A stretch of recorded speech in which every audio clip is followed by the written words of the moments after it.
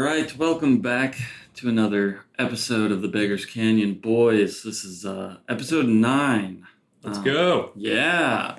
Uh, uh, we're continuing along the Ewok post Return of the Jedi Ewok craze, I guess, in this one. But we checked out the 2 animated series that came out in 1985 following Return of the Jedi, children's cartoons. Droids, The Adventures of R2-D2 and C-3PO, and then also simply titled Ewoks. Yeah. Yeah, we just did a little sampler because there's a lot of episodes of these, and they are, not super essential. I will say, I think I could sit through more of the Ewok ones than the Droid ones. I definitely agree with that. Yeah. But we decided to just watch 2 episodes of each show, the pilot, and then I also looked up what the highest rated ones were just on IMDb and on other, ranking websites and stuff. So whatever that means. But for the Droids cartoon, we watched the first episode called The White Witch, and then the 4th episode called A Race to the Finish. And then for Ewoks, we watched episode 1, The Cries of the Trees, and episode 13, Asha. Yeah, these are, I don't know. What's your opening impressions of these? Oh, man. Well, which one do you want to dive into first? Should we do a little drop of Droids first or a little enclave of Ewok first? Okay. I'm trying to find some good alliteration. Well, you're on the right track because they love that kind of stuff. Caravan of Courage. Yeah, true. Well, I guess we watched the Droids episodes first, so we can talk about those first. And I think I maybe even have a little less to say about those than the Ewoks one. Yeah, probably. Well, also, I mean, I guess before we dive into them singularly, but yeah, the Ewok one just, for some reason felt weirdly to me, it felt like more Star Wars. Yeah. I don't know if that's because, Endor has been fleshed out for us now so much because we've, consumed a lot of Endor content. But the other one just felt like it didn't have a lot of, I don't know, key,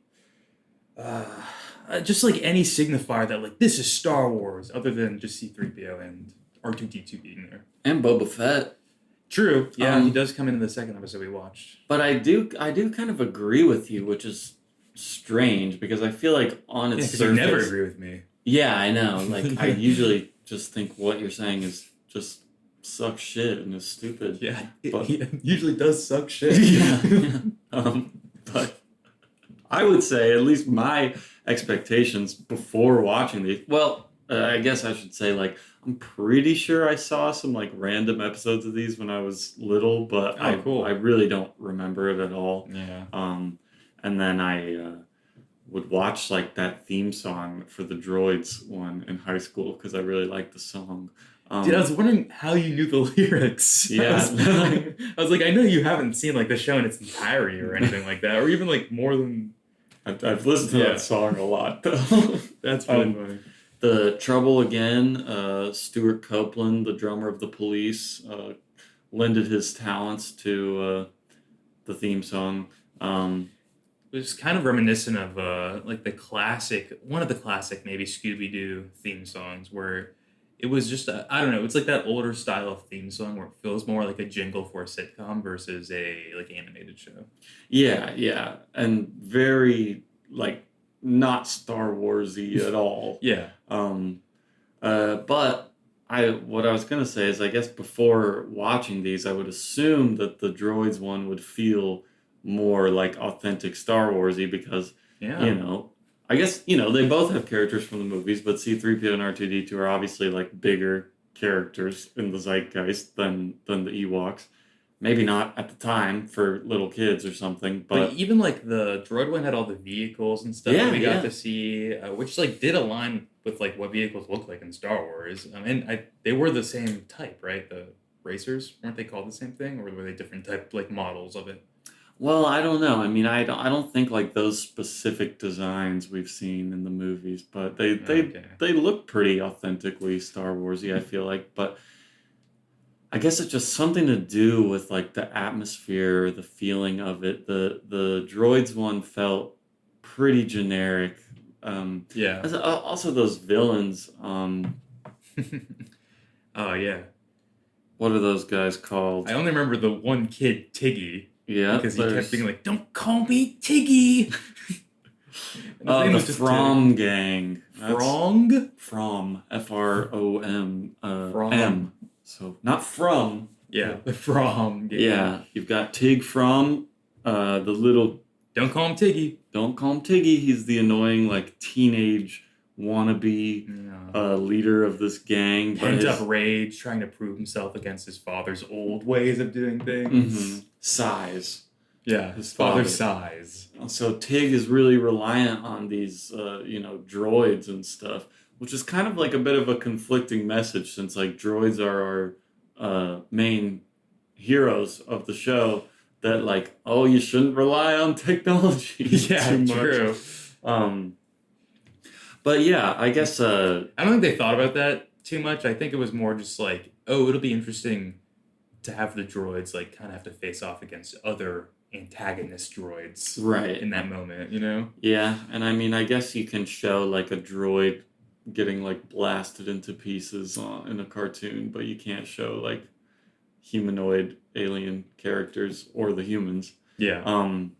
Yeah, I guess we can break down the episodes just a little bit, but not like I don't think we need to go scene by scene or anything, but a little bit of what was going on in them.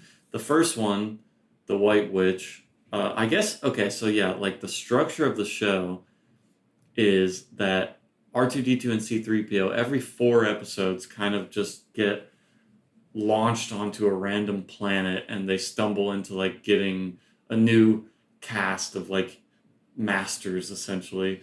Yeah, there's a really funny exposition line right in the beginning from C3PO where he's just like basically being like, "Oh man, isn't it crazy that like a smuggler had us and then we were like he got caught and then he had to like dump all his stuff, so we just got dumped on this planet." Yeah. It's like how it starts. And it's like, okay, I guess that's fine. Like, yeah, I I don't think that the show does this, but it would be cool if the last episode. Hey, I mean, we're gonna watch one more, The Great Heep, which is the hour-long special, and maybe this happens in that. Like it ends with them getting somehow into the possession of Captain Antilles on the Tantive 4. Okay, yeah, and then it connect it all ties together into the first movie. That would be kind of cool. Yeah. Because these are obviously taking place before the actual movies. Because the main, that feels like Luke the and target Leia. you have to be like going towards, right? If you're gonna do like, I assume that special was released as like, I don't know the history behind it, but I assume it's like this is the last thing we're doing of this, so we're like dropping this, and that's gonna close the little C3PO R2D2 stuff. I guess it is pretty possible now that I'm thinking about it that it would end that way. Yeah. But who knows if they're gonna like be that cool about it. It could be they could do it and it could be unsatisfying and not cool Sure. as well. I mean, it'll probably be not that cool, whatever it is. These episodes were written by Peter Sauter, who also wrote like, I don't know, like Care Bears and Strawberry Shortcake cartoons and stuff like that around the time. Dude, I legitimately used to love the Care Bears movie. I don't know how many there are, but like I had one on VHS and I'd watch it all the time. Well, I guess I don't know about that specific one that you're talking about, but it is the same animation studio that made these and Care Bears. Wait, they did the Droid show too? Yes, they did. Yeah, that's crazy. The Ewok one looks like substantially better. I definitely agree with you. I guess that's a style choice though, or just a budget thing. Like Ewoks got more budgets than the droids. Well, and the Ewoks lasted for 2 seasons, and the droids only 1. So, yeah, but Nelvana Limited was the Canadian animation company that was kind of like the main production house for these, and that was the same company that did the little animated short in the holiday special that we watched. Oh, cool! Yeah, they had I like that planet a lot. That stood out, like the visuals of the planet they were on. Yeah, for sure. And I think I could kind of tell in the second episode of Droids we watched, the 4th episode, when they actually go to the Bunta speeder race, the design of that building, I was like, yes, this kind of looks like what we were seeing of like that big bulbous city in the short from the holiday special. Yeah. But yeah, they just kind of get picked up by these two guys.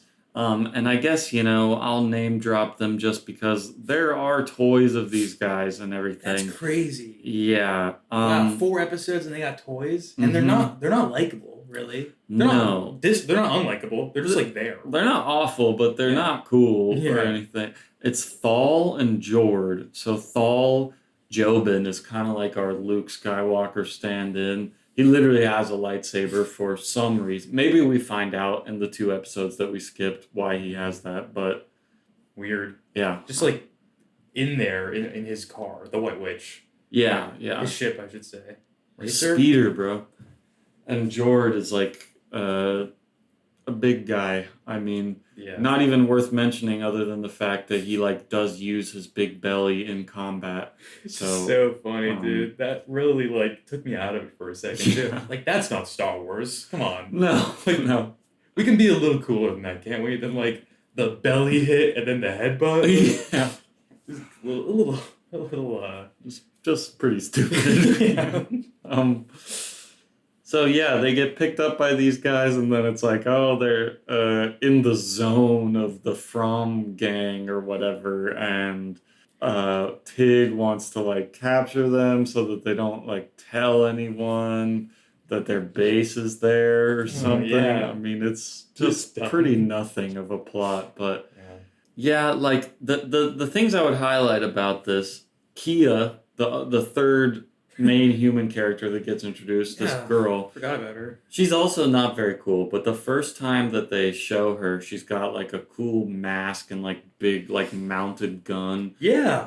What happened to that? I don't know. Disappeared. She uses it to like blast this droid that's about to kill C-3PO, I guess. I also think I missed like who she was and what her deal was, because the entire time I was like, why did she just start like buddying with them? Well, in the description for the second episode, they like go to her house and meet her mom and stuff. So I'm assuming we get some backstory there. But also, all she said was that like my ship had an engine failure and I crashed here. And she's hanging out with those two guys because they're like mechanics and they could hopefully help her fix the ship. Okay, yeah. But like, I must have missed that. Jeez. I mean, it was like one line, and then she's just like best friends with them. Yeah, that's what a lot of things in the droid show, I was like, I felt like I blinked and then just I missed like some weird little thing that they added that was supposed to be like, oh, this is a big like plot movement, but it's like a weird thing that happens on screen for a quick moment. Yeah. It's like, oh, okay, it wasn't like necessarily visually clear or like indicated through dialogue. So I agree, and what happened really quick. But yeah, like in spite of almost nothing actually happening in the episode, if you want to like try and follow, like, okay, this is happening because this, and these people are here because this thing happened, it really does just clip by like crazy. Yeah. But I mean, it basically is just those two guys trying to get back to their race and away from this gang, right? Yeah, their goal, Jord and Thrall or whatever, their goal is to join the Bunta speeder race, and enter their speeder, the White Witch. Yeah, I guess they're like racer mechanic guys. Whatever. They get captured and they escape from the gang. Yeah, I mean, part of the reason the show like kind of veers off into unenjoyable though for me is, and you know, first movie, love C-3PO, but he's like really, really annoying as a central character in this. Like, I can appreciate his yapping to a certain degree, but like when it's the entire time and like every bit of dialogue you're getting from him is just him yapping, and his scene partner, who's usually R2-D2, is just the It's like, okay, I guess we're just gonna hear C-3PO monologue again. Yeah, and fall over. Like he did fall over a ton. I mean, in that first episode especially, I think he fell down like 5 times. Yeah, I think if you made a drinking game of it, you'd be annihilated. Yeah. Well, I guess we have to watch the whole season and drink every time he falls into some trash. Okay. If we have to. All right. All right. Pausing the recording, and we'll be back in like 6 hours once we've watched all the rest of these. Oh, just like completely sloshed. Mm-hmm. That's pretty fun. I'm trying to think about like the other cool things in that first episode, I guess. Oh, well, no, I want to say about what you said. I agree that like C-3PO was pretty annoying. I still kind of think that Anthony Daniels does a good job in the voice acting, though. Like, I mean, it's C-3PO. yeah. I think he's overused and Yes. like doesn't have like good acting to bounce off of and stuff. Like, It's definitely more criticism of the premise of the show versus like his acting or his abilities. Because I like him a lot too. he was still sounding like pretty authentically C-3PO. Like, it didn't sound like a phoned in version of C-3PO or anything. No, and like I also thought the dialogue was like believably things C-3PO would say. Yeah. Just not things that I needed to hear. I agree. And there were a few times when he and R2-D2 would talk that I would be like, oh, this is kind of like a nice little C-3PO and R2-D2 moment, but I've just been hearing him talk for like 15 minutes now that I don't care anymore. Yeah, he's good in moderation is what I've learned from this. Yeah. I know. I mean, we'll see how your C-3PO thoughts evolve as we continue on the journey, but I do agree with you. He's great in all three of the original movies, I feel like, and this is the first time he kind of starts to become annoying.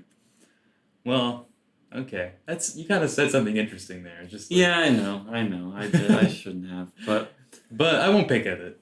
Yeah, because I don't even know like how to approach picking at that. I mean, it's also just my opinion too. So you could see him in later stuff and not think that he's annoying. So yeah, I'm just like curious with the later stuff part, but right. Well, he is in other stuff in the future. Yeah. So that's all. Beyond this droid stuff, though. Beyond this droid cartoon, yes. Yeah. Oh, okay. That's interesting. Yeah. He's around. I don't. Yeah. The first episode, like, whatever. The From gang, the design of them is awful. Tig From, he looks so terrible. Just a super generic, like, green dinosaur human guy.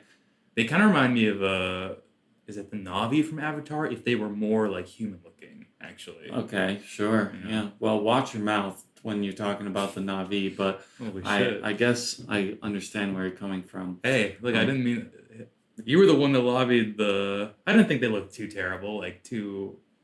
I mean, they looked alien and weird. It was like a simple alien, but not. It's okay. A lot of the Star Wars aliens at times are just like weird little creatures or simple looking guys that are a different color. Yeah, you're right. I guess in my head I'm like, those don't look authentically Star Wars, but then I think about some of the Cantina aliens. That's what I was just like running through my head as I was... Yeah. Specifically, the werewolf came to mind. I love the werewolf guy, but I understand. The thing that was bothering me about that species, for whatever reason, was their nose. Because their nose is like a 3-pronged like chicken foot, and their nostrils kind of go out as like separate tubes, and then the bridge is like a third middle tube. Yeah. And that was like, I just couldn't stop like staring at that every time they were on screen. That's really funny. I don't know if I even like noticed their noses standing out weirdly. I just didn't care for it. I like their drip, like. They had cool clothes. The big shoulder pads, Tiggy did, and then the other one had that ascot that he rips later on. Yeah. And then he's like, okay, Tiggy, I'll only help you if I can, one, call you Tiggy, and also, you get me a new wardrobe. Yep. Just like, what a silly show. I know. Like this is the other big thing I wanted to talk about. Like, so many of the problems that C-3PO would face in this, because again, like, he's like our POV a lot of the time. Yeah. He like would solve them through like basically being a klutz or like accidentally figuring something out, but it was always like really dumb. Yeah. It was like yeah. Like when I forget what he did, like he blew up the key panel, but then like the one key stayed that he needed to hit or something. Yeah. So this should work. It was like the override thing for the patrol droids or whatever. Yeah, I mean, and very similarly to that, like 5 minutes earlier in the episode, Thrall or whatever, one of those guys, the guy with the red hair, was flying the the White Witch through like a tunnel, and they were like, "Oh, these droids are coming to Sector 5." Like, oh no. C-3PO just gets on the intercom and goes like, "You need to go to Sector 6." Yeah. And then they did. And then also, like, they do a bunch of shit in that room where they're like, "Oh, we're hitting the override panel, but the door's closing." And then he just kicks it really hard, and then it works. Yeah, you're right. That's a pretty awful sequence in the episode. They're just in there like, for a while. it's just like nonsensical, like get you there type plot stuff. Yeah. Pretty bad. Like, But yeah. 5 things happen in that little room with him and Kia, because then the other droids come up and he's like, "We're maintenance." "No, you're maintenance." "Okay, we're security." "Oh, well, that guy's security." "Oh, I've got her. They're over there." Like, Yeah. Yeah, and then even, God, it's so bad. To extend that, you're right, so much does happen in there. Because then right after that, C-3PO is like trying to stop, because the droid doesn't believe him. He's like going for the alarm. C-3PO is trying to stop him and just like kind of ducks out of the way, and both the antagonist droids like run into each other and explode. mm-hmm. It's like, oh wow, what a like That was some quick footwork, 3PO. Yeah. Really like, oh dude, frustrating to watch that part. Yeah. The other episode, episode 4, A Race to the Finish, a little bit better, I guess. Yeah. Or at least more like enjoyable to watch. Not great, but Yeah, Boba Fett. yeah, like we said, it had Boba Fett in it. He's still got his design from the animated short from the holiday special, like the gray and yellow costume. It looked pretty cool, I think. Yeah. And they had that little moment. It almost seemed like they were in a hotel room. I don't know where they were supposed to be. Like Boba Fett was standing in the frame of the doorway. Yeah, it was like a super shitty hotel room with like broken stuff everywhere. Okay, yeah. But I like that moment too, because it like fleshed out a little bit more of like the, I guess, like legacy of Boba Fett. Because they were mentioning like the crime families of like Star Wars, I guess. Like Jabba was mentioned there. Yeah. And then Boba Fett was like, "Hey, Jabba's got like a hit on your head." So I like all of that interconnectedness going on. Mm-hmm. Those were the little parts that made me be like, right, like Star Wars is going on. Yeah. Yeah. Yeah, I guess like maybe in the 2 episodes that we skipped, the guys, Thrall and Jord, did something to thwart that gang again, because now in the 4th episode, Size from the dad is there, and he hires Boba Fett to capture these guys, and then the son is like, we don't need Boba Fett. I'm gonna prove myself to my dad by getting them before he does, or whatever. Yeah. Pretty classic plot. Yeah, there's a lot that happens in this one before the actual race, the Boonta speeder race. Well, Boba Fett has like a droid of his own that he's sent to like go thwart C-3PO and R2-D2. So. Yeah, I guess that was like the moral message of the episode, was that there's like this droid that, also has a British accent and seems smart, that C-3PO immediately is like, finally, like some intelligent conversation. Yeah. And really is rude to R2-D2. Really mean to R2-D2 out of nowhere, which also, hey, you'll know, I'm on record having sympathy for these droids and the way that they've been treated. But just to, hurt people, I guess, because C-3PO was slinging some hard insults towards the lovable R2-D2. Yeah. Who is more useful than C-3PO. Yeah. I mean, especially there, like, he's literally fixing their speeder while C-3PO is like, I'm going to go find someone who's actually useful and stuff. Yeah. It's like, oh, well, he's actually literally doing stuff right now. And he's building the ship. You're on a play date. Yeah. You guys are like pretending to talk about philosophy or something, because you're also not humans. Yeah, I wish they included some scenes of those conversations, because that could have been pretty funny, actually, especially since we know that droid, like, wasn't actually into it. He's just, like, there to be a plant so you can like, trick them later, betray them. Yeah, that would have been funny, probably. Oh, yeah, because I guess we should say the droid's goal was to plant the not a car bomb, but detonator inside of the speeder. Well, actually, that was Tig's goal. So, okay, I'm mixing them up. Yeah, I don't really remember what the droid was trying to do. He locked them in the hangar. garage. He that they were wanted the working on. vehicle though for some reason. Yeah, Because yeah. remember he was like, we should move it. We should move it away from here while the others like went off. I forget. That was a weird sequence. Like I don't even Yeah. remember. Not much of the detail of that stuck. And then there's the old guy too, Oh yeah, like Prima 1 or something like the that. junkyard droid who put himself back together. Yeah. That guy's design was pretty cool. He was, an old man droid with like a cane and a hunch and like one like peg leg type thing going on. Super like gravelly voice that sounded like you have the worst phone connection ever, which like made it difficult to hear him, but also I really like that design for like the idea of a droid who put himself back together. Yeah, Like not yeah. necessarily having the perfect components to be able to do everything neatly. And that's kind of a cool idea what he was saying. Like, I don't need the human to fix me. I put myself back together. Yeah. Yeah, but I guess the lesson was that like, oh, R2, I should have like trusted you and not been mean to you, and my friends that I actually know are better than strangers. Don't be fooled by smooth talking fancy pantses, I guess. Yeah, and R2D2 forgave him in the end, so Mhm. it was a real like, hey, friendship endures type message too. They had some sweet moment there where he was like, "Will you forgive me, R2?" Yeah. Whatever.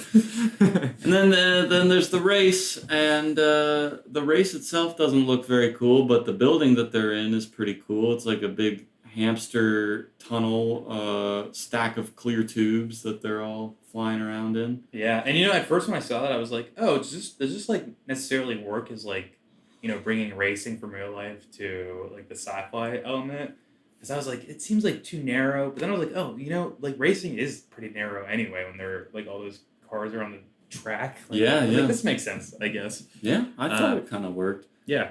I I was just skeptical for a moment, but then I was like, no, I just don't know anything about racing in real life, so this is like fine. Well, yeah, let's just have like these words like the Bunta speeder race, like lock that in your brain. Boonta speeder race on lap 10. The detonator is gonna explode. Yes, yeah. That's Tiggy's plan. Yeah, he set a bomb to not go off until the last lap of the race, so it gives everybody plenty of time to figure everything out, but also we still get to see the whole race. And Boba Fett, like a little action there. Yeah, Boba Fett's flying a speeder in the race. Yeah. A little third act action for him. Yeah, he the bomb like flies onto his speeder and he has to jetpack out of there. He looks kind of cool when he's like using the jetpack. Yeah, I was like, hey, I feel like the escape he made there was a little like unbelievable also, but I was like, they didn't show it, so it's Right. fine. Because like we sort of just see the end result of it like coming out of the tunnel. Yeah, And I was like, he was able to like propel. I don't know. Maybe there's an ejector seat also that can propel him forward, like in front of his vehicle that's moving very, very fast. Yeah, you're right. I was like, the physics of it. But that's not something we should be like super analyzing with the cartoon, especially. Hey, you're right though. I did like a super minor thing, but I liked how the finish line looked. It was like this red light up ring that like once they went when the main guys went through it, it like flashed red and stuff. And I was like, it's kind of a cool design. Yeah. And I said while we were watching it, but the whole thing is very like Mobius inspired. The designs of the humans and the buildings and things. I feel like. Yeah. Like the guy you called out when it's like showing the shot of the crowd of people watching the race. There's like this big guy that stands up with like a blue like elf hat thing like that looked right out of freaking the Inkle. The Inkle. Oh, okay, yeah. That's what I was trying to think of. Yeah, like That's what I thought you. Well, okay. like that kind of stuff. Yeah. Yeah. You know Mobius. Yes, I know the ankle too. Yeah, I just couldn't remember what it was called. Yeah, and then, immediately the main characters get offered a job by, like, the main speeder manufacturer, and... He's kind of gross looking, by the way. Yeah. I thought he was like a villain at first. Yeah, me too, but hey, maybe that's another moral lesson. Don't always judge people based on how they look. True, that's the moral lesson, like, you learn after. When you're laying your head on your pillow at night, you're like, man, Yeah. I messed up. That's not the one they hit you over the head with. That's Yeah. the one they let you figure out yourself. But they're like, we're not going to take the job because they said they had to mind wipe R2 and 3PO. So, Yeah, it's policy. yeah, R2 and 3PO jettison themselves away from their friends off to a new adventure. Yeah, and it's, positioned as like a noble sacrifice, which, I don't know how much it is, like a dessert. Maybe we didn't watch all 4 episodes, so maybe that plays a part in it too. But I was like, seems like they're really making a big deal out of leaving these guys who they didn't seem to have too established a relationship with. Maybe the girl. But, as C-3PO was saying a lot at the beginning of the first episode, like, we really need a master. Yeah. We don't know what to do with ourselves unless we have a master. Yeah. So, kind of a Rosencrantz and Guildenstern existentialist pathway there, but they don't really take it. No, but I do think you're maybe, getting at what some of the influence on those 2 characters. In the original movie and everything. Yeah. Which I'm pretty sure you said that when we were talking about the first movie. Yeah, I don't know. I don't think I'm gonna watch more of the Droids. I mean, we will watch the finale special, but other than that, I don't think I'll check it out. No, anymore. yeah, we should know. We also did sort of sift through the descriptions. None of the other ones really stood out as something cool to me. No, other than and people have talked about this on the internet before, so it's not really even anything. But there's a villain named Kybo Ren in some of the episodes. Just weird. There are a few things that are like words and just phrases that are in this show that'll come up later, and they don't really have anything to do with what they are in the show, but just like the words themselves. Oh, that's so strange. Yeah, I know. When you showed me that, I was like really taken aback for a second. I was like, did they set this up years ago? Like, what? Yeah. Hey, Kylo Ren, he's been there forever. It's actually like his twin brother is Kybo Ren. Well, dude, I literally, because I've been watching like so much House of the Dragon, everyone's like Aemond, Aegon, Aenys, like they're all Aenys. Aenys Targaryen. Aenys? Yeah. That's one? Yeah, you don't know? I haven't seen him. Okay. I mean, I've only watched the first 2 episodes of season 2, so maybe he comes up later. No, he's the second king of Westeros. Aenys? Yeah. I don't think so. Who is it then? I don't know. It's Aegon? Aenys? Aegon the second? You can say Aenys if you want. But, oh, that's right. Aenys, yeah. But I like to say Oh, yeah. No, you're right, though. I forgot about Aenys. Maegor, okay. Who's after that? Jaehaerys. Viserys. Right? Man, you're remembering it better than me. Okay, whatever. I mean, all these names, I know them, but I couldn't tell you the order. Yeah. Guess this is kind of like my Star Wars, No, you have more knowledge on like Westeros in totality than I do. Yeah, the Targaryens. Yeah, I feel like you retain more from that show than I do. Maybe, but you've read all the books, right? Yeah. Yeah, I've not done that. But well, you should. They're awesome. I've read the first one. Really liked it. Yeah, and I've read most, or I guess not. I've read up to Fire and Blood. We don't need to talk. Yeah. Yeah. Well, that's okay. Yeah. Anything else about the Droid show? I feel like it's kind of just whatever. Didn't even really like the animation style. I may have said it, but like felt icky to me. Especially the humans just looked bad. Yeah. Well, I thought honestly, R2-D2 looked good, but C-3PO, I really disliked the way they designed him in this too. Really? Yeah. I didn't mind it that much, but I wasn't like. I didn't think it was like awesome or anything like that. It just looks strange to me. There's also one moment where I guess he has like a little dot here on his chest or something. Like, I don't know, but there's one moment where he had like a piece of equipment strapped around him. Uh-huh. So like, it looked like he had one nipple, and then it was like covering where the other nipple would be. So all of a sudden, it looked like he had some metal like nipple torso thing for a moment. And I was like, "What the heck?" I almost asked you too, but I was like waiting because I was like, "No way." I was like, "Has C-3PO had nipples this whole time?" He has like little circular like things on his chest, but I don't think he has nipples. Well, in the animation, they only drew one of those. Yeah. Well, and we were also talking about, some money shots of C-3PO's butt. I mean, when he first hops on the speeder, they linger on him squatting for a long time. Yeah, isn't that funny too? We got that in the first episode we watched and episode 4. Yeah, because when they jettison out, he's in nice Master Yoda getting stuck in Luke's protein box pose. Yeah. Yeah, face down, ass up. Wow. C-3PO. Yeah, those golden cheeks of his, yeah. Well, I mean, what are he and R2 gonna do? Well, they're... I don't know, Jackson. What are R2-D2? R2's got a lot of little He does have a lot of things, a lot of tools that come out. Yeah, so hey, they're pretty close with each other. Should this be the bow we put on the droid episode? Yeah. All right. Yeah, we can move on to the Ewoks show. Okay. I think we've tipped our hand a little, but I do surprisingly like the Ewoks show a good bit more than the Droids show. Yeah, I actually thought it would be a little unbearable, especially like it's got like a very cutesy feel to it, but.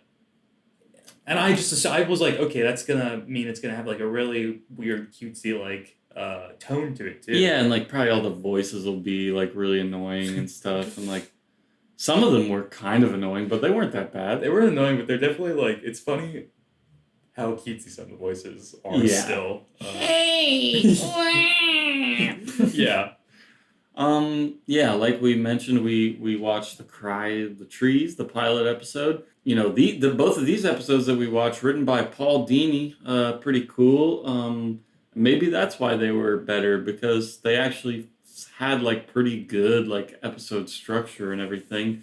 Paul Dini go on to do the Batman animated series with Bruce Timm, co-creator of Harley Quinn, Terry McGinnis, Batman Beyond, Justice League show, all that stuff. He writes comics too, doesn't he? I feel like I have some of his. Okay, yeah. I was gonna say I feel like I have Harley Quinn stories from him. Yeah, they did the Mad Love like one-off book that brought Harley Quinn into comics for the first time. Him and Bruce Timm did that together. And then he would write like Batman one-shot stories like during the Grant Morrison era of Batman, like. That must be where I've read some of his stuff then, because I read the Grant Morrison Batman, although I was very confused with it because it was one of the first DC books I read, and it's very dependent on like a ton of Batman lore. Oh yeah, so absolutely. I was like, oh okay. That's just Grant Morrison stuff though. Like it's not accessible to. Hey, well that's why I picked it up, because I love Grant Morrison. Yeah. So I was like, I guess his like Doom Patrol and Animal Man, you could pick that up without knowing anything about DC, pretty much. Yeah, and I did for both those. Yeah. And, yeah. Still love them. Oh my God, yeah, amazing. But Paul Dini, pretty talented guy, and not the last of him we'll see in Star Wars. He will go on to write just a couple episodes of the 3D Clone Wars show. Okay, the much beloved one though, right? Yeah. Okay. All right. So he's got writing chops. We know that. Yeah. He wrote wrote that episode of the Batman animated series with Mr. Freeze. The really sad one. Yeah. I mean, that's a great episode. I feel like that's often considered to be like one of the best episodes of that show. Yeah, I haven't seen much of that show, but I've seen that episode because it's like one of the episodes you gotta watch. Yeah, and it's really good. Yeah. But yeah, I guess diving into it, we've got our Ewoks back. This is like something we were talking about beforehand, but like I really did not think I was going to feel this way from like reading the Tebow book by Joe Johnston and then watching the Caravan of Courage movie and then watching this cartoon, that these would actually like build on each other in a somewhat satisfying way. Yeah. I mean, Dulocs, the Wispies. Yeah. Yuzums and the giant spiders. Yeah. Really awesome. It's same characters, which I also just like every time I'm not expecting to see the same characters of the Ewoks, and then we get them. There they are again. Yeah. Like makes sense. I mean, and they're kind of likable too. Like, Wicket, we already are kind of prone to like him because he's just cute in the Return of the Jedi and stuff. But then Tebow is like one of the other main characters here, and he's kind of cool. And at the end of the book, Logray is like, who's also in this, is like, hey, I'm gonna teach you like magic and stuff because you seem to be able to see like the colors of the wind and whatever. And then in this, he's like using powers to like hypnotize animals, and he can kind of like sense things about the forest and everything, and pretty cool. Yeah, I think that is a pretty cool like extension. It's cool to see like an Ewok character get some special ability to them. You know, it feels like a Force equivalent, but like obviously much more distilled. But it's still like, Yeah. hey, this Ewok's kind of like their Luke right now in a sense. Like, Yeah, that's what you were saying. He went through some little off-screen time jump training and yeah. became wise with magic Hey, powers. next time we see him, maybe he built a freaking lightsaber, dude. Hey, that would be cool. Or like some kind of like naturalistic Ewok sword or something. The Cries for the Trees episode is the pilot of this, and it's kind of good. Like the Ewoks, stumble upon the Wispies, but then the Wispies are captured by like this evil witch lady, Who's got beef with Logray? Logray. Yeah. So yeah, I know. I was literally thinking this like during the episode, like this is like the stupidest part of my brain that is like, oh wow, like I wonder what the beef between her and Logray is. I Me guess too, I have though. to watch the other episodes. Yeah, I mean, I'm glad that you I'm pretty felt sure- that way. I mean, that's them succeeding in their intentions, I guess. Like, Yeah, I think so too. because Logray is like one of the more interesting Ewoks too. Like that we Yeah. don't get to learn too much about, honestly. I agree. And so I'm just trying to find the name of that witch. the witch, careful, don't spoil something for yourself. Whoa, looks like there's a large Imperial droid that shows up in an episode. A large one, large in comparison to Ewoks, or large like just generally large. It looks like maybe he's like human size. Did we also find out like what alien species she was supposed to be a part of? I think they said maybe once. Yeah, I just couldn't tell what she was, if it was something like pre-established already or not. I don't think it's possible that was mentioned in like the book or something. But Morag, that's her. Yeah, Morag. so Morag, an evil witch who hates Logray. She uses her magic and attempts to destroy the Ewoks. Yeah. Essentially, she corrupts the Wispies and like gets them to start setting the trees on fire because there's been a drought or something. Yeah, they basically become like little human torches. Yeah, you're right. And then the Ewoks put out the fires by flying around on the hang gliders and dropping water balloons. But this is also the one, well, you mean, enacting what they learned in playing the Forbidden game, Drop the Sack? Drop the sack, you're right. Yes, yeah. So yeah, the elders don't want them playing Drop the Sack.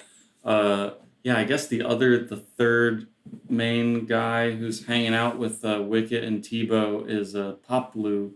But I feel like that is important to mention because there's sort of the underlying, again, like morality theme. Like there's a boy who cried wolf element Yes, to this yeah, story. You're right.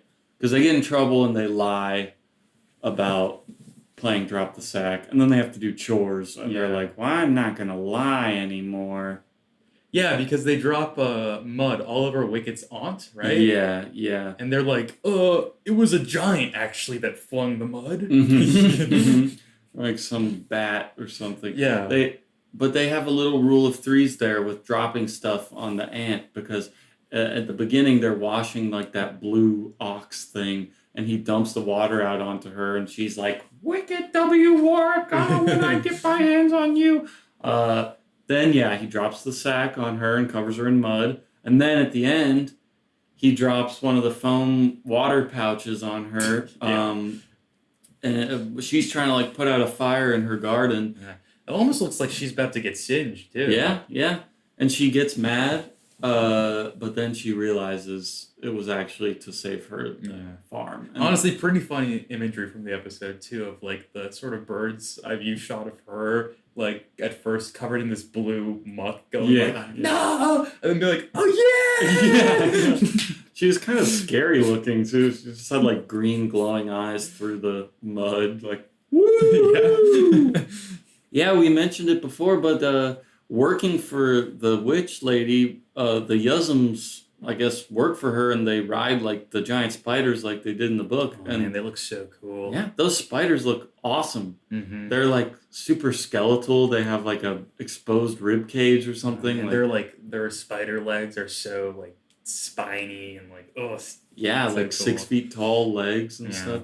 And the Usms look pretty scary on top of them too. Like that's just a good design all around. I feel like. Honestly, honestly, I feel like the animation and like design of everything was really good. Yeah, like I'm on it.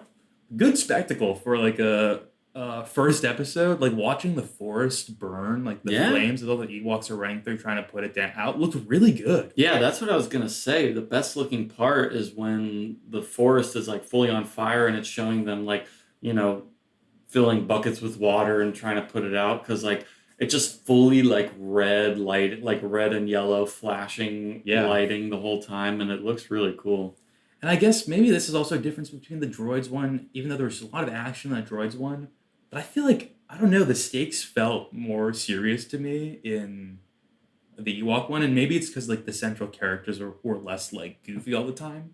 Yeah, and I mean, you know, I guess maybe I'm like sounding a little higher on this than I actually am, but it's just kind of like compared to what my expectations were. Yeah. That like I kind of like the characters and like you know they established their dynamics a little bit where like Tebow's little sister is going through the ceremony with like two other baby Ewoks that like once they you know become like 5 or 6 years old or something like that they get their Ewok hoods Yeah. and they plant a tree in the ground. Yeah, their soul tree. Yeah, and that was also in the book. Yeah. Um, Again, like, seeing the lore come back all the time is very, very cool. yeah.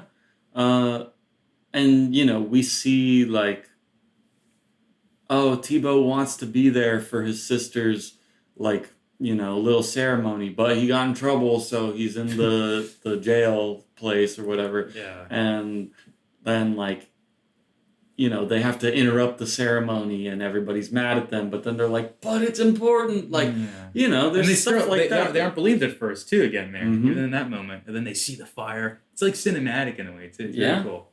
I mean, it just works, like, plot structure-wise. Everything kind of just made sense. And Hey, dude, I gotta say, I mean, okay. Ewoks in Return of the Jedi, I kind of liked it. yeah. In the Caravan of Courage, bad movie, but also of the Star Wars stuff we watched, fun to watch. Still. Yeah. And then here, I like them. Yeah, me too. I think I'm an Ewok fan, dude. I kind of think I am too, which, like...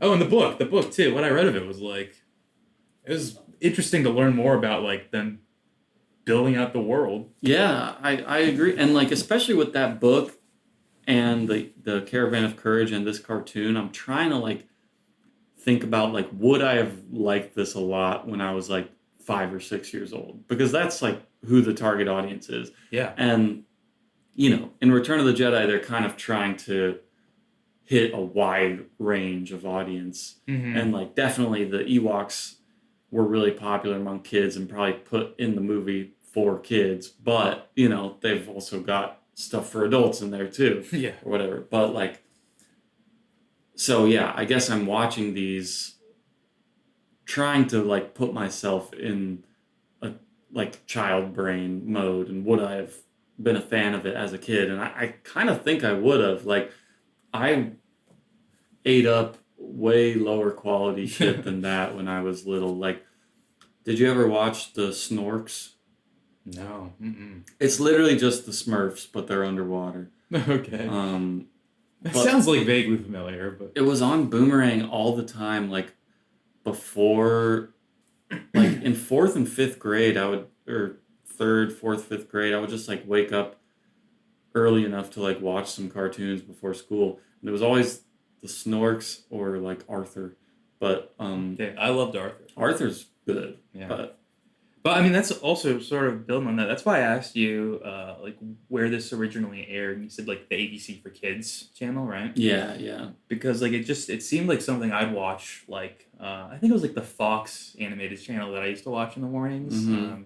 But I was like, this seems like something I would have been into like as a kid, even if I didn't know about Star Wars. Yeah, you don't have to know anything about Star Yeah. Wars to enjoy it. I think I would have just liked like the cool little animal like tribes and Yeah. magic stuff they've got going on here.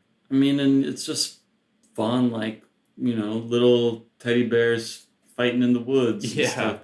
I mean, and like we said, it looks a lot like Care Bears, and I'm same studio. Yeah, like that book, again, like reading it as an adult, it's not like, oh my God, I'm really gripped. But I think I would have liked it a lot when I was little. And yeah, that must have been like pretty satisfying for kids who had actually like read that book, seen the movie, and now they're watching the show. They're like, these guys, I know all this stuff. Yeah, actually, that would be pretty cool. Yeah. And presumably the show did well, too. See, it's got 2 seasons. Animation, good animation like that, too. Yeah. Can't be inexpensive. From what I was reading, it had kind of low ratings, but it still got a second season. But yeah, also what I was reading, that it was more expensive than most shows, as well as the Droids one too, where they say like most Saturday morning 30-minute kids cartoons have about like 6,000 cells for a 24-minute episode or whatever, and this one had 20,000 cells. So like the motion of the characters is a lot more fluid. It looks smooth. I mean, it shows. Yeah. Yeah, well, we can talk about the other episode too, but I guess since we're mentioning behind the scenes stuff, I did read this interview with the executive producer of the show, Mickey Herman. And this was in the issue 29 of Bantha Tracks, the fan club, Star Wars fan club journal thing. Mm-hmm. And it's not like the most compelling interview ever, but it's kind of interesting to hear about like what their goals were, or at least like what the goals that they're advertising to the public were, because Yes. I feel like the goal is to sell toys of both of these shows. Like that's the actual reason why they exist. It is interesting though if there is a way that they PR slanted, like this is how we're building out the Star Wars universe modularly, like with this and that and whatnot. I guess if you were like a big Star Wars adult nerd, you probably still would have been interested in the cartoon just because like, oh, it's a new Star Wars thing, and like there's not that much Star Wars stuff at that time. So like I'll take what I can get kind of thing. Yeah. But they were really wanting to sort of like prove themselves as a contender in like Lucasfilm in the Saturday morning cartoon world, and wanted to create something that was like a little bit higher quality than most like 80s kids cartoons was. And at least in that interview, like the input, according to her, the input that George Lucas kind of had on the show was him kind of having these mandates of like, okay, the voice acting and like the production value has to be, well, I guess voice acting could be considered part of production value, but those have to be like elevated beyond what they normally are in a kid's show. I mean, the show does look closer to like what you'd expect out of an animated movie, I think, than a show. So yeah, especially the Ewoks one. I don't mean the droid one at all. Well, I know it's just interesting because they talk about them like very much in the same vein in this. I mean, a little differently. Weird, yeah. I mean, the aesthetics are intended to be different and stuff, but they say like the same amount of priority is put on both of them, even though it really feels like Ewoks is the main one. Yeah. That they put a lot more effort into, I feel like. Yeah, I feel like that's very evident. Yeah, and I mean, their Ewoks, must have been more popular and better received because it got a second season where Droids didn't. It also, both of them had like little spin-off comic books that I do not feel the need to read, but for these cartoons specifically? Yeah. Based off of these cartoons. And the Ewoks one like started first and ran longer than the Droids one, and there's more supplemental material for the Ewoks cartoon. Like that's it. It's nuts though, even to hear that, because that's like more Ewok world building that they're doing.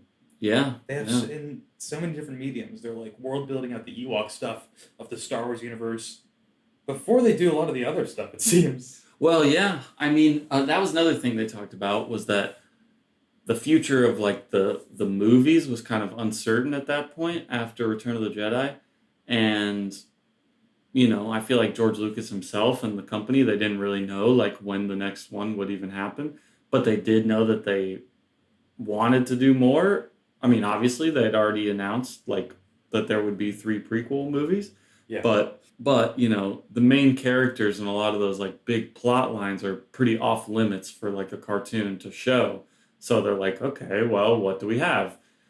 Ewoks are popular with the kids. The Ewoks don't really affect the main story beyond that one part in Return of the Jedi. So they had a whole culture before the movie and everything. Let's explore that. Yeah.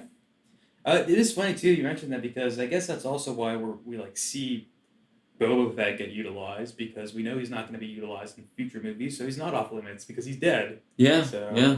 once a character dies, they're like fair play for any other Star Wars story to pick them up. I guess. I guess so. Yeah. We never see Boba Fett again in anything.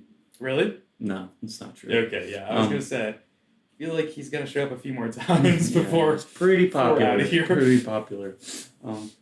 But I mean, he has a whole TV show on Disney Plus, right? I mean, I know it's. I know there's a show called Book of Boba Fett, but I didn't want to immediately assume that means like it's Boba Fett as himself alive. Like I was Gotcha. like, Yeah. maybe it's Boba Fett's kid or something. Hey, reading his journal. That's possible. Yeah. That's I don't know what Book of Boba Fett means. Sure. But I mean, you can assume that he probably at least like shows up in a flashback or something of that show, even if. But Fair. Yeah.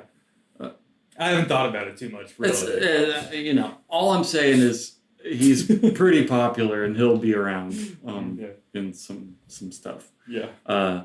Does he do cooler stuff like in future? Like, from what have I seen him do the coolest thing he does yet, or will I see him do something cooler? Or I don't really want to spoil, but like, okay. I think kind of the stuff that we see him do in Return of the Jedi is the best that it gets for Boba Fett. We'll see, though. We'll see. I have a feeling he's going to be in the prequels, but I don't know. Yeah, I haven't read all the comics. I mean, there's a currently ongoing, or it's possible that it ended recently or something, but a very recent like bounty hunter Star Wars comic that people seem to really like. So I'm assuming Boba Fett might be in that. I don't know like when it takes place or anything. I was going to say it's pretty funny though because you'll always have to set stuff like that before he dies. Then yeah. But there's tons of comics set before he dies and in between the movies and before them and all that. That's fair, stuff, I guess. Yeah.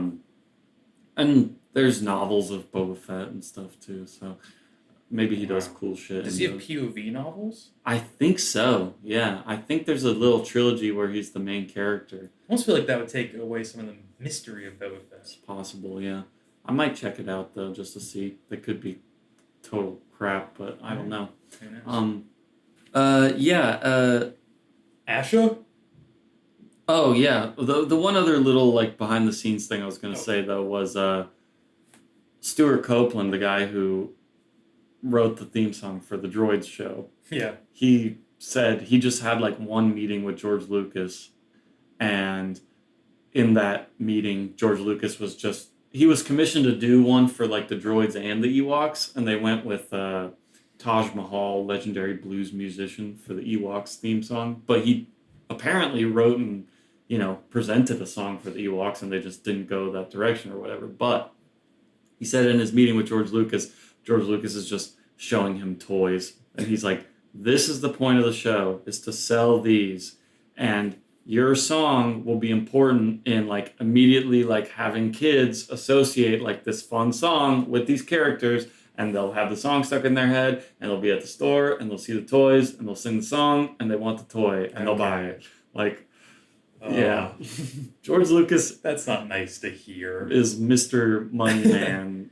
Okay, so does that mean that there's like a uneven disparity? Is there a disparity of like toys when it comes to way more Ewok toys than anything else? Since there was like period of Star Wars where it seems like there's heavy Ewok. For a couple of years. I think like 84, 85, there's a lot of Ewok toys. Yeah. plushies and action figures and stuff. I mean, all those main characters we see on the show have action figures.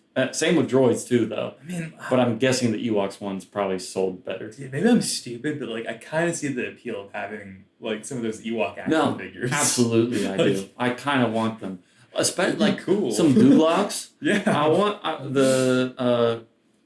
Hey, yum. I mean, oh yeah, that would be so sick. I guess a good transition into the Asha episode, but King Gornish, the King of the Dulocs. King of the Dulocs, that would be kind of a cool toy to have. His design is With his kind of bone cool. crown. Yeah, shoulder pads. Mm-hmm. Yeah, is there anything else about that first episode, or you want to talk about Asha episode, the finale of season 1? Yeah, I don't think so. I think we covered most of the good stuff in the first episode. Pretty entertaining. Yeah. I guess, Logray, though, does not look as cool as he does in the movies. Oh, yeah, I know. Because he's, like, black and white with, like, the bone helmet in the movies and stuff. He looks so cool. Well, also, okay, the Axe one?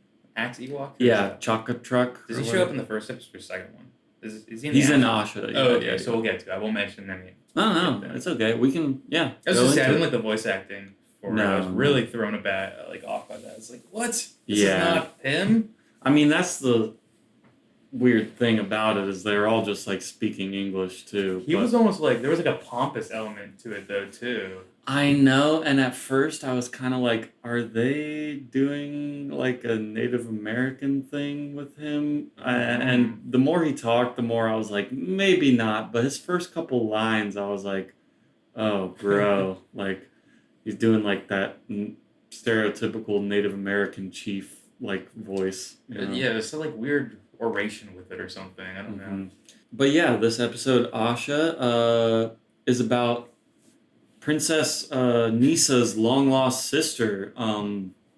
Princess Nisa, I guess according to the theme song, is Wicket's girlfriend. She kisses him in the theme song, but we never really see them like do anything in these episodes that we watched. Based on that, I thought like Wicket was going to be, having his lady around his arm this whole time or something. But she's her own woman, she does her own stuff. True. With her own tragic backstory. Yeah. When Nisha was a baby, Asha and her mom were, hanging out by the river, and then a monster came and killed their mom, and then Asha went missing. Yeah, because the mom told Asha to like dive into the river, swim to the other side. Yeah. But Asha didn't know how to swim. Yeah, so she just got carried away by the river. Yeah. I thought that was a funny detail. That was That was funny. But yeah, Asha now is like a protector of wildlife from the Dulocs, which I guess we didn't really even talk about in the first episode, but the Duloc shaman is introduced in the first episode. He's the only Duloc we see there, but they're pretty heavily featured in this other episode, and I'm assuming they're heavily featured in a bunch of the other episodes too. But they made the Dulocs punching bags. They're just I know. a bunch of dumb punching bags. The Dulocs are a joke in this. But hey, that's okay. Yeah. It seems like the witch is like the more actually threatening villain. Yeah. But yeah, we were saying it during the show. Like the main part of this episode, the Dulocs like have this pretty cool looking like kangaroo horse ram monster thing tied up, and they're gonna eat it, I guess, or kill it or something. They don't really Use say. its fur to stay warm over the winter, also, I presume, because like winter was coming. That was like snowy a big season thing. Yeah. And they really just self-sabotage. I mean, they present it like Asha is like, the red ghost that all the Dulocs fear because she attacks them every time they try and like hunt an animal. But really the shaman just like bumbles into making everybody sneeze and bump into each other with his powder and stuff. And the king is an idiot too. Like they're all just so stupid. They like were not going to catch the animal that Asha went to release anyway. No. Like, it was going to get away. What can I say? I kind of want a toy of them, like we said. Yeah. Hey, I think even Asha has like pretty cool Ewok character design. Yeah, her like fur coat was pretty cool. Which, by the way, well, we can presume that maybe that animal died of natural causes, and then she used his fur. But to be someone who's like, don't kill animals and use their hides, She's like the most obviously doing that out of all the Ewoks. Yeah, I gotta say, I mentioned it, but I felt bad for the Dulocs because it's like, okay, maybe you Ewoks like aren't hunting right now, but the Dulocs need to eat, right? Yeah, they're probably just eating. Yeah, And I mean, and she at the end she was like, and you're never gonna hunt in the forest again, right? And he was like, yeah, we'll never hunt in this forest again. She was like, any forest. okay, yeah, we'll never hunt anywhere again. Yeah, it's like, well, what if this species is carnivores and they can't eat plants? I don't know. I know. I was like, okay, I guess I won't think about that too much, but like this, it really, obviously, like she's saving the animals, and that's good. That's like a protagonist thing. She's like the Batman of the forest. Yeah, yeah. But also, really, I do see the Duloc perspective here. What is their alternative? I mean, good call out of Batman though, because our introduction to her, she's like standing up on a tree branch with like her hand kind of posing out to hold her, and she's shadowed, and it's like that worm's eye view shot, and like I could almost see like a big lightning flash coming and like showing her off. Yeah, even the way she like maneuvers her rope around sometimes, it was like it seemed very like grappling hook, old style Batman stuff, Yeah, like kind of like some Batman animated series Paul Dini stuff, perhaps. Oh, yeah. I don't know. Kind of interesting. Yeah. Yeah, the first episode was definitely better than this one, just because, in my opinion, because like the stakes were a little higher. It had some more like kind of freaky stuff in it. The spiders I really like, and the witch lady and it felt stuff. like a whole Ewok community issue too, versus Yes. like this one that was more like this specific group of Ewoks, and then also the Dulocs. Mm-hmm.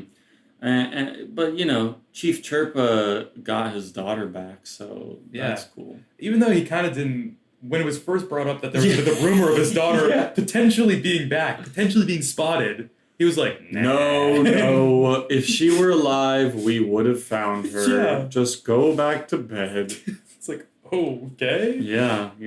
Jeez. Also pretty funny, like, she forgot language, I guess. Mm-hmm. Or she hasn't had to use it in such a long time that Asha is, like, trying to communicate with her sister. She lived with, like, these wolf things. Yeah. And she's just, like, it's funny just because we get moments of her, like, picking up the language slowly. And then literally, like, a minute later, she's monologuing. Yeah, And it's like, okay. Guess it all came back to her. Well, yeah, I mean, maybe, she just hadn't used it for a while. And then she's like, right. Yeah. I remember. We are Ewoks. Yeah. Like, okay. But hey, it was kind of sweet at the end, like the families reunited, and then Wicket and Plublo or whatever are standing outside, and they're like, "Oh, the snow is melting on my cheeks. Yeah. Oh God!" Like, Yeah. that was kind of funny. I like that. Yeah. And then Wicket was like, yeah, there's a lot of snow out right now. Something like that. Oh yeah, I do want to call out the one part of the droid show that made me laugh too. So stupid, but the From gang is like chasing them in the spaceship, and they hit the hyperdrive right before they get blasted by them, and they miss them. And then Tiggy is like, "No worries, I've got the hyperdrive ready to go too," and he hits it, and they just go backwards super fast. Like, that was funny. It's so dumb, but And as he said, but it's funny because, like you said, it's something you don't ever see in anything. yeah, like we will never spoilers. We never see that in a live action Star Wars movie. Yeah, someone reverse some hyperspeed. Yeah, it would be pretty stupid looking, I'm sure, but like that's a funny thing for a Star Wars cartoon to do. Yeah. I think that's just like, in and of itself, a really funny concept too. Like, yeah, because you just don't think about reversing like that. Yeah. And it just looked so silly going backwards really fast. Yeah. That was funny. I like the little theme they had too. Their little music theme for the bad guys there. Yeah, Tiggy. like, just like the overdrive guitars, very classic like 80s cartoon bad guy song. Yeah, and I should say that about both the cartoons. I did like the music and sound of them all. Yeah, the music in the Ewoks one especially was pretty good. I mean, the theme song is all right, but the score during the episodes pretty good. Yeah, cool like little fantasy synth scores going on. Mm-hmm. That's been really consistent in Star Wars, actually, like The music music? stuff. Oh, yeah. Yeah, and I'm not even like, I'm not the guy to recognize that, really. But I do in this, because it really stands out. I agree. I mean, obviously, the movie's incredible music, but even the other stuff has been pretty solid, too. Man, and that's a good, interesting thing to like keep track of too, because I mean, John Williams will be back to do the music for the main movies, and I think he knocks it out of the park, especially in the prequels. But the music in some of the other shows is pretty good too. And I may like eat my words if I go back and listen to it, but I think we said last episode, or maybe I did, even that I like the music in Caravan of Courage. Yeah, too, I yeah. think. It was pretty good, right? Yeah. I think it was good. Okay, I was like, I hope I'm not mixing that up with something else. No, we definitely said that. Yeah. Yeah. I remember liking it. Yeah. So now, music in the holiday special, I'm not feeling that. No, that was pretty bad. That's the one outlier. Yeah. I'm trying to remember like the score in the holiday special during like the Kashyyyk parts and stuff, but I don't know. We'll revisit it one day. Yeah, we'll have to watch that one again in a few weeks. Just like every 10 episodes, just do another holiday special episode. Awful, dude. I'm like, that sounds awful, and I don't want to do it, but that would be really interesting as an experiment to see what the fuck would we be talking about after the 10th watch of it. Yeah, we're just like commenting on the costumes of the holographic circus performers and stuff. I'm like, oh yeah, I did some research into the Wiggle Twins or whatever. They're real circus performers who do like contortionist things with each other, and it's pretty interesting. Yeah. Oh, dude, I even forgot about that. Like, oh man, memories flooding back from the fever dream of that episode. I've seen it twice, so I remember some of the smaller details. Sure. Volcano Head really is the stick out. Oh my god, that I totally forgot about until we watched it again. Because that's like deep into it. Like, oh man. Yeah, you've gone past the virtual reality lady singing to be at that point. The sexy song. Yeah. I did go listen to that song again, by the way. And I can't even remember what it's called, but pretty good song. Hey, I feel like it's a good, like, just trying to relax and drift out type song, from what I recall of it. Kind of psychedelic, kind of weird. Well, any final thoughts about the Droids and Ewoks cartoons? I'm surprisingly pretty high on the Ewoks one and pretty low on the Droids one, but yeah, if I had to guess, I would have imagined that would have been flip flopped for myself, but Ewok superiority, dude. I just kind of remembered what I was trying to say earlier. That like we kind of talked about how Ewoks in like Star Wars fandom, among adults at least, have a pretty bad rep. Like they are pointed to as like when Star Wars started really trying to make things like for kids, and like I remember us talking in Return of the Jedi like, oh well, they're not that bad. It probably has that perception because of all the stuff after, how it was like very focused on Ewoks after Return of the Jedi came out, books, movies, cartoons, toys, all that stuff, which I guess I could understand if you want more serious, like slightly more mature Star Wars content and that's all you're getting. That would be pretty frustrating. Yeah. But these were not that annoying to me. Like, no. The movie is bad. Caravan of Courage is pretty bad. But it's still fun. It's that's such a weird one because it's bad but also not unbearable, and there's weird moments in it that are fun and interesting and good. Yeah, I agree with you.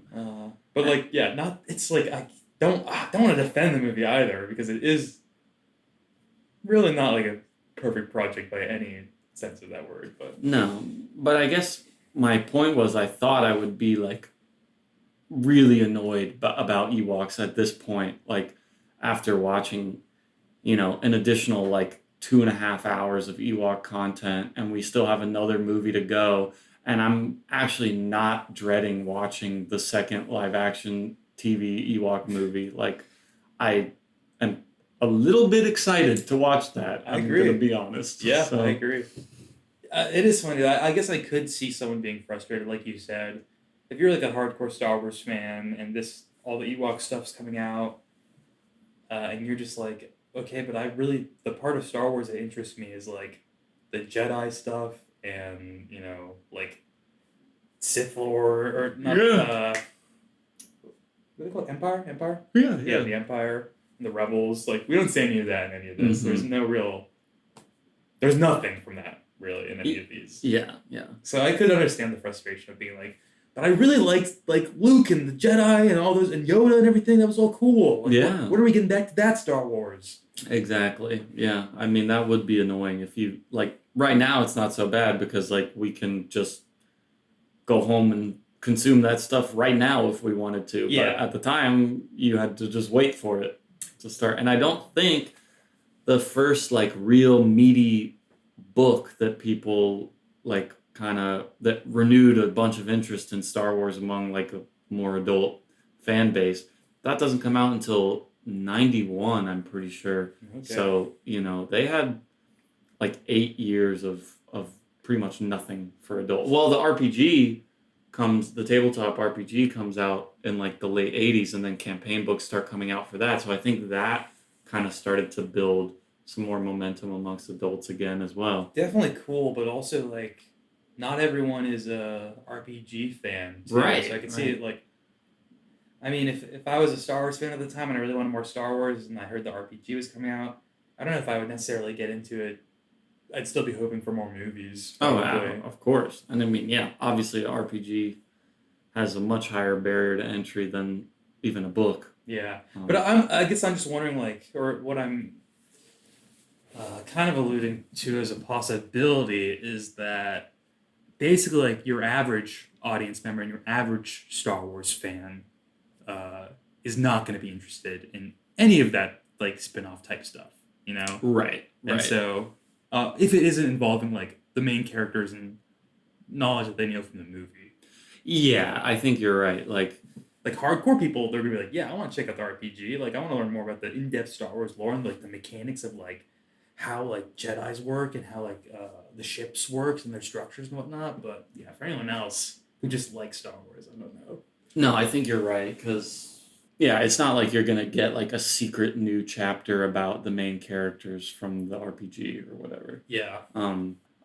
Which I wonder if there were people who were annoyed that like they were even going the prequel route. Like, I wonder if people were like, but I want to continue the Luke story. Oh, like, yeah, with the prequels and everything? Yeah. Do you know if anyone, like, that's been a sentiment ever? I mean, it feels like a pretty good conclusion in Return of the Jedi, I feel like. And it's still, to me, is like, okay, well, maybe in the future we have, like, Luke, Han, and Leia, like, 20 years older, and they're in the movie as important people, but maybe there's a new group of central characters or whatever. Yeah. I mean, yeah, I don't disagree. I'm just sort of because I could see like fans being annoying about that type of thing, though, where it's like, I don't want to go backwards. I want to go forward. Yeah. I'm not. I guess I don't know for sure what like the general consensus was, but I'm pretty sure that people were pretty hyped that it was like this is Darth Vader and Obi-Wan backstory. People knew it was going to be that? Yes. Okay. Yeah, I guess that would be like pretty cool. Yeah, so I think people were pretty excited for it. We're close to getting to some good stuff. Ooh, what are we getting into? When are we getting to these prequels, my man? Well, I don't even know. I've November? I've fully planned out 20 episodes. We're on episode 9, so I have 10 through 20, and we are not at the prequels yet. So okay. I might truncate that a little bit depending on how we're feeling, but honestly, no complaints here. I'm still feeling good about like all the stuff we're consuming, so I'm having a good time. Yeah, it was kind of hard to gauge like how many books should I put in each episode because like we're not going to read all the books, but like we might have a fair amount to say about the content of them or something if we read.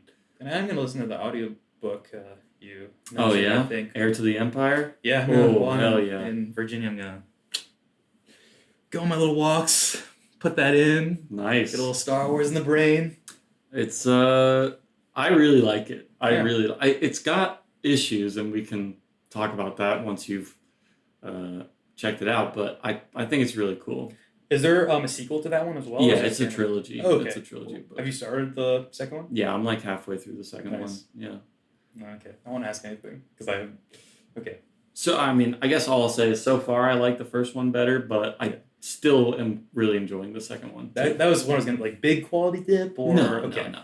It's maybe a little slower paced than the first one, but I kind of think they're building to interesting stuff, and I like Star Wars enough that I am very happy to just have slow moments with these characters and learn about sort of weird lore things and stuff like that. So, but anyway, next episode 10 of The Beggar's Canyon Boys, we will be watching the second of the 2 Ewok live-action TV movies. This is our final piece of Ewok content, at least for a long time. There'll be some more Ewok comic books, and they'll pop up and other stuff, but this is the last big one. No. Ewoks: The Battle for Endor, 1985 TV movie.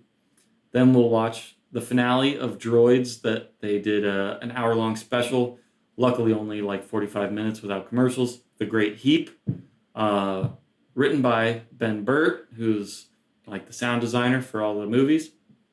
And then also, we will check out the Star Wars role-playing game in that episode, which came out in 1987. And I think we're going to, we'll look into it, and I think we're going to both try and create a character for it and introduce our characters to each other. And if we read it and it seems like really awesome, then maybe we'll try and convince a group of people to play it or something and talk about that. I mean, maybe we no pressure on that or anything, but if we're reading it and we're like, this seems awesome, then like, why not? Man, I'm curious. We'll get there when we get there, but I really want to check out the mechanics of how it works. Me too. And then episode 11, the next one, we'll talk about another board game, Assault on Hoth. Okay. Looks kind of cool. That sounds fun, yeah. Briefly, we can talk about the Star Wars 1987 video game. This was a Japan exclusive, like Famicom game. That I have tried to play a little bit, and it seems like, surprisingly, it's kind of hard to understand what you're doing without reading Japanese. So, maybe there's like a translation patch or something, but this is like a Star Wars game that I never hear anyone talk about because it's Japan exclusive. Can you kind of get a sense of the environment of it, though? Oh, yeah. It's still like pretty interesting. I just played the first level, and I think I'll check it out a little more for the podcast. Dude, that sounds like a action-packed, fulfilling episode. I know. Sounds pretty awesome. I wouldn't want to miss that. No way. You'll have to tune in for episode 10 of The Beggar's Canyon Boys when it comes around.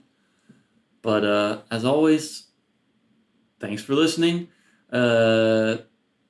May the Force be with you. I was trying to think of any like sign-off Star Wars things, and that's probably what they have. A little salacious crumb laugh. Yeah. Well, I can't do it at all. Woo! It's more like that. He does a little woo in there. Yeah. Hey, you've seen it more than I have, man. You better emulate it. I've been listening to Lopty Neck so much, man. The song that the Max Rebo band plays. Hey, you didn't need to okay. I'm sorry. Flush that out for me. I can connect things. The singer Sice Noodles. Did you know that the band that they're called Jizz Whalers? No, I did not know that. So like jazz music in Star Wars is just called jizz music. Really? Yes, really. Kind of dumb. Pretty dumb. Most of the stuff that's not said out loud in the movies is dumb. It's like they spent a lot of time making sure that stuff didn't sound that stupid when they say it out loud in the movies, but all the aliens that don't actually get named out loud are just like gloop glorp and stuff like that. Yeah. So, yeah. It's kind of silly. Yeah, jizz music. Jizz Whalers. Yeah. Sice Noodles, the Jizz Whaler. What are you saying right now? She's a singer in the Max Rebo band. Yeah. Lopty Neck, great song. It's nuts that I know these words now, but still I can turn off my brain for a second and it just nonsense. It's just like you're having I don't know, some like you're speaking in tongues or something. I know. I mean, that's how I felt reading the episode descriptions for the Ewoks show too. The Oogles stole the Boogles from the Morgraps, and then the with their invisible soap. Yeah, the Dulocs stole invisible soap. Yeah. All right. Well, thanks for listening. Any closing thoughts? You good? May the force be with you. Oh, thank you, and happy Life Day to everybody.